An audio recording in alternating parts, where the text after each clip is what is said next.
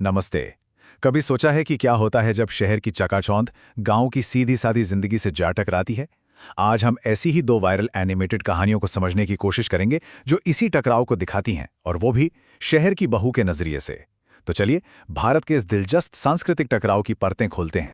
यहाँ तो ढंग का पानी भी नहीं मिल रहा। सुनने में ही एक छोटी सी शिकायत लगती है ना, लेकिन इस एक लाइन में ना एक पूरी कहानी छिपी हुई है। ये सिर्फ पानी की शिकायत नहीं है, बल्कि ये दिखाता है एक शहर की बहू की अपने ससुराल यानी गांव के प्रति एक गहरी नापसंदगी। चलिए देखते हैं कि ये नापसंदगी आखिर कहाँ तक जाती है।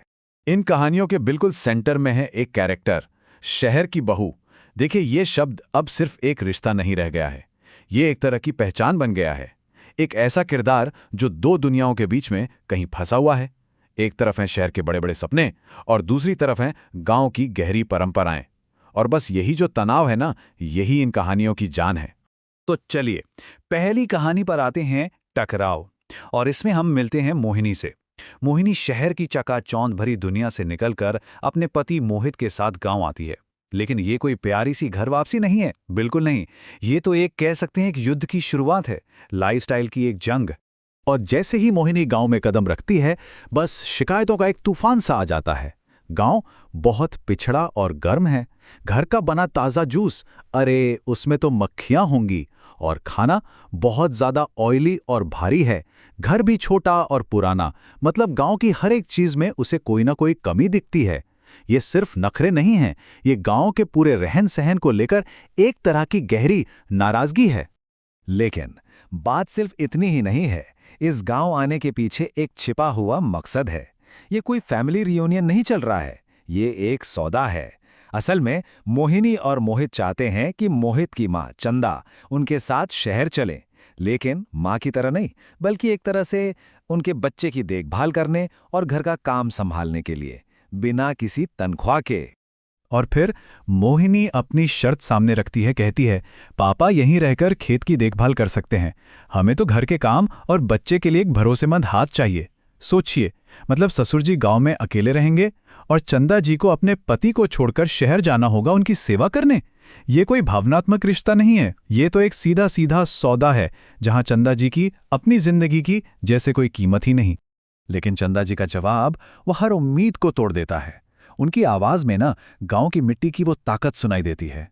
वो शहर की झूठी चकाचौंध के बदले अपने आत्मसम्मान और अपने पति का साथ चुनती हैं। उनका मैसेज बिल्कुल साफ है, मुझे मेरे गांव की सूखी रोटी मंजूर है, पर तेरे घर की वो गुलामी नहीं, जहां रिश्तों की कोई कदर नहीं है। तो ये थी पहली कहानी। अब चलते हैं दूसरी कहानी की तरफ, जिसका नाम है समझौता। यहां हम मिलते हैं रुचि से। कहानी की शुरुआत लगभग वैसी ही है। रुचि भी शहर की एक पढ़ी लिखी अमीर लड़की है, और उसे भी गांव से उतनी ही चिढ़ है जितनी मोहिनी को थी। लेकिन इस कहानी में एक ऐसा ट्विस्ट आता है जो सब कुछ पलट कर रख देता है। 1 मिनट के लिए दोनों की शिकायतों को साइड बाय साइड रखकर देखते हैं। देखिए कितनी समानता है। रुचि को गाय के गोबर से घिना रही है, तो मोहिनी को ताजे जूस से। एक अपनी सैंडल खराब होने पर गुस्सा है, तो दूसरी छोटे घर को लेकर। पहली नजर में तो ऐसा ही लगता है कि दोनों में कोई फर्क ही नहीं है ना? तो फिर ऐसा क्या होता है जो रुचि को पूरी तरह बदल देता है?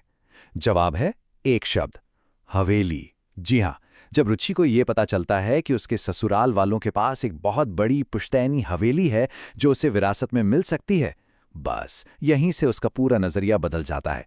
यह हवेली अब उसके लिए सिर्फ एक मकान नहीं, बल्कि उसके भविष्य का एक सुनहरा टिकट बन जाती है। और इसके बाद शुरू होता है रुचि का ट्रांसफॉर्मेशन, एक पूरा मेकओवर। जो लड़की डिजाइनर ड्रेस के सिवा कुछ नहीं पहनती थी, वो अब साड़ी पहनने लगती है। जिसे गोबर से नफरत थी, वही अब गाय का दूध निकालना सीख रही है। यहां तक कि अपनी सास के पैर भी छूने लगती है। लेकिन समझिए, ये कोई दिल का बदलाव नहीं है, ये एक दिमागी खेल है। हर एक कदम एक सोची समझी चाल है, और मंजिल एक ही है, वो हवेली। तो अब हमारे सामने हैं दो बहुएं और उनकी दो अलग अलग किस्मतें। एक ने चुना टकराव का रास्ता, तो दूसरी ने समझौते का। चलिए अब जरा दोनों के तरीकों और उनके नतीजों को सीधे सीधे कंपेयर करके देखते हैं। ये टेबल पूरी कहानी को एकदम साफ कर देती है। मोहिनी का रवैया देखिए, शुरू से अंत तक गांव के लिए नफरत। उसका मकसद क्या था? अपनी सास को एक मुफ्त की नौकरानी बनाना। और तरीका, मांगे और धमकियां। नतीजा क्या हुआ? उसे कुछ नहीं मिला सिवाय अकेलेपन के। अब रुचि को देखिए, नफरत तो उसे भी थी, लेकिन उसने उसे एक हथियार की तरह इस्तेमाल किया। उसका मकसद था हवेली पाना, और उसका तरीका था हालात के हिसाब से खुद को ढाल लेना, यानी एडाप्टेशन। और नतीजा, उसे इनाम मिला। लेकिन रुकिए, कहानी में सिर्फ बहुएं ही नहीं हैं, उनके पति भी तो हैं, और उनकी भूमिका भी बहुत अहम है। एक तरफ है मोहित, जो पूरे झगड़े में चुपचाप खड़ा रहता है, अपनी पत्नी से इतना डरता है कि अपने माँ बाप के लिए एक शब्द नहीं बोल पाता।